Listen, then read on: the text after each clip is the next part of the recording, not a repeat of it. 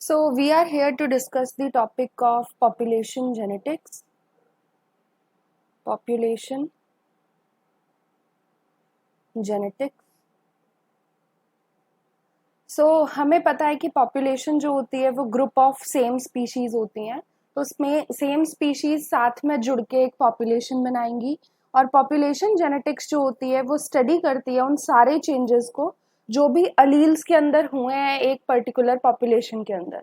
तो अलील्स के चेंजेस को स्टडी करना, जीनोटाइप्स को स्टडी करना डिफरेंट स्पीशीज के, इसे पॉपुलेशन जेनेटिक्स बोलते हैं। एंड पॉपुलेशंस को अगर हम डिवाइड करें तो पॉपुलेशंस को हम डिवाइड कर सकते हैं कुछ ग्रुप ऑफ इंडिविजुअल्स से जिन्हें डीम्स बोलते हैं। अब डीम्स होते क्या है? डीम्स होते हैं पार्शियली आइसोलेटेड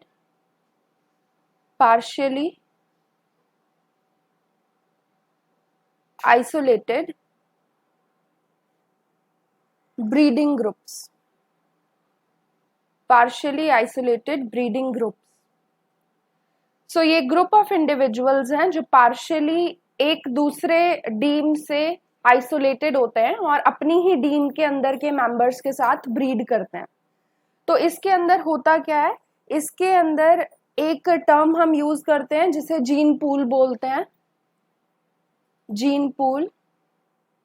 तो जीन पूल होता है complete set of genetic information,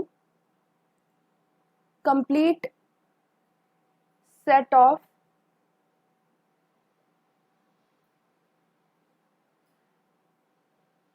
genetic information contained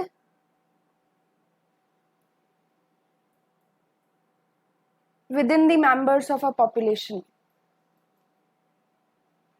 Within the members of a population. तो पॉपुलेशन के अंदर जितने भी मेंबर्स हैं उनकी जेनेटिक इंफॉर्मेशन का कंप्लीट सेट, यानी सब अलील्स को मिला के जो चीज बनेगी उसे जीन पूल बोलते हैं। जस्ट अ सेकेंड ज्योति, एक सेकेंड रुकना।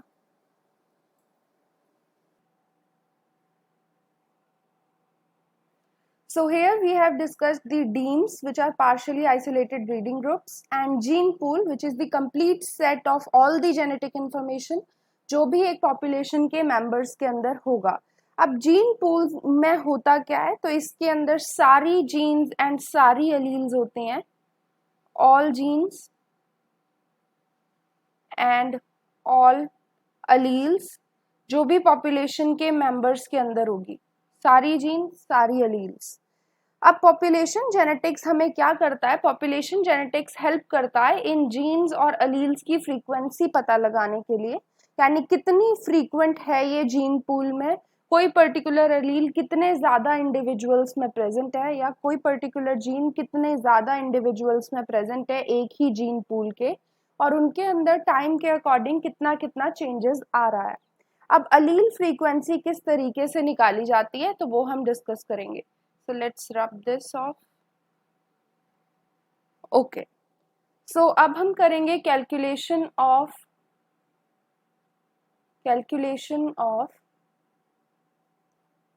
अलील frequencies.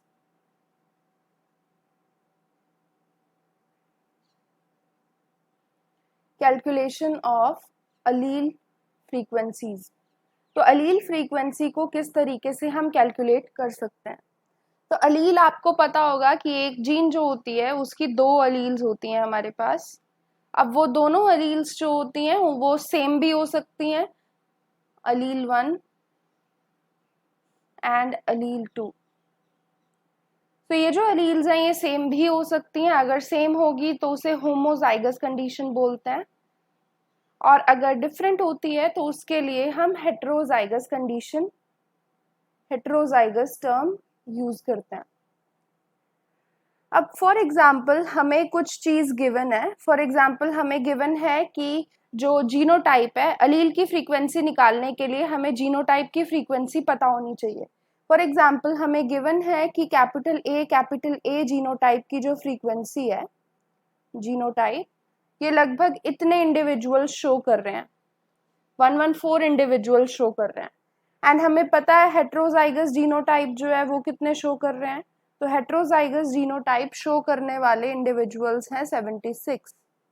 Then homozygous recessive condition वाला जीनोटाइप शो करने वाले कितने इंडिविजुअल्स हैं, तो वो है 10। तो अगर हमें ये सब पता होगा तभी हम अलील फ्रीक्वेंसी निकाल सकते हैं। अब इसके अंदर जो हमें अलील फ्रीक्वेंसी निकालनी होगी वो किस किस की होगी, तो फ्रीक्वेंसी ऑफ हमें निकालना होगा frequency of capital A and frequency of small a. तो इसके लिए कुछ फॉर्मूले होते हैं जो हम अप्लाई करते हैं। तो फ्रीक्वेंसी ऑफ कैपिटल ए अलील की फ्रीक्वेंसी निकालने का फॉर्मूला होता है number of capital A alleles upon total number of alleles. जैसे हम नॉर्मली किसी भी अलील किसी भी जीन की फ्रीक्वेंसी निकालेंगे उसी की तरह हम ये करते हैं, टोटल नंबर से डिवाइड कर देते हैं, तो number of A alleles upon total number of alleles. इस तरीके से हम फ्रीक्वेंसी ए की निकालेंगे। अब अगर हम ये देखें कि इस केस में आप देख पा रहे हो कि नंबर ऑफ ए अलील्स आपको इस डेटा से कैसे पता चलेगा, तो ये पता लगाने के लिए हमें एक इस फॉर्मूले को थोड़ा सा मॉडिफाई करना पड़ता है। तो वो मॉडिफिकेशन किस तरीके का होता है तो वो हम डिस्कस करते हैं। तो इसे हम क्लियर करते हैं। तो अगर इस फॉर्मूले को हमें मॉडिफाई करना हो यानी फ्रीक्वेंसी ऑफ ए अलील निकालनी हो, तो उसके लिए हम क्या करेंगे, इसके लिए हम फॉर्मूला यूज करेंगे 2 इंटू नंबर ऑफ कैपिटल ए यानी होमोजाइगस डोमिनेंट कंडीशन वाले कितने इंडिविजुअल्स हैं, plus number of heterozygous condition वाले कितने इंडिविजुअल्स हैं, upon 2 into total number of individuals.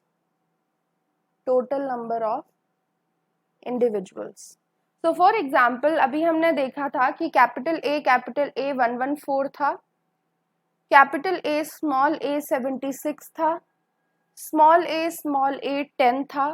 तो कैसे हम फ्रीक्वेंसी ऑफ कैपिटल ए अलील निकाल सकते हैं, तो उसके लिए फॉर्मूले में हम बस ये वैल्यूज पुट कर देंगे। तो 2 इंटू नंबर ऑफ कैपिटल ए कितनी है 114, तो 114 करेंगे, plus number of capital A small A 76 plus 76 upon 2 into total number of individuals. तो टोटल नंबर ऑफ इंडिविजुअल्स हैं कितने, इन सबको काउंट करोगे तो इसकी जो वैल्यू आएगी वो लगभग 200 आएगी, तो उससे आप मल्टीप्लाई कर दोगे। This is the frequency of capital ए। तो फ्रीक्वेंसी ऑफ कैपिटल ए पूरा लिखने की जगह आप इस फॉर्मूले का इस एक्सप्रेशन का भी यूज कर सकते हो। अब इसे कैलकुलेट करोगे तो लगभग 304 अपॉन 400 वैल्यू आएगी एंड इसकी वैल्यू निकलेगी 0.76। नाउ अगर हम फ्रीक्वेंसी ऑफ स्मॉल ए अलील निकालें तो उसके लिए पूरे फॉर्मूला सेम रहेगा एक्सेप्ट यहाँ पे कैपिटल ए की जगह स्मॉल ए हो जाएगा। तो हम ये फ्रीक्वेंसी थी कैपिटल ए की, अब मैं यही कॉर्नर पे आपको फ्रीक्वेंसी ऑफ स्मॉल ए निकाल के भी दिखा देती हूँ। तो इसके लिए हम करेंगे 2 इंटू स्मॉल ए वाली कंडीशन के नंबर ऑफ इंडिविजुअल्स यानी 10, प्लस बाकी सब चीजें सेम रहेंगी 76 अपॉन 2 इंटू 200। अब ये जो वैल्यू आती है ये आती है 96 अपॉन 400 यानी 0.24। तो जब ये चीज देखी गई फ्रीक्वेंसी के फॉर्मूले में ये वैल्यू अप्लाई करते हुए जब देखा गया तो ये देखा कि जो फ्रीक्वेंसी ऑफ कैपिटल ए है और जो फ्रीक्वेंसी ऑफ स्मॉल ए है उन दोनों को जब हम ऐड करते हैं तो उनका जो वैल्यू आती है वो आती है 1। कैसे आती है तो आप देख सकते हो 0.76 को अगर आप 0.24 से ऐड करोगे तो क्या आएगा 1 आएगा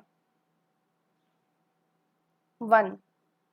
तो फ्रीक्वेंसी जब भी हम दो अलील्स की एक पर्टिकुलर पॉपुलेशन में देखते हैं तो उनकी वैल्यू हमेशा 1 होती है।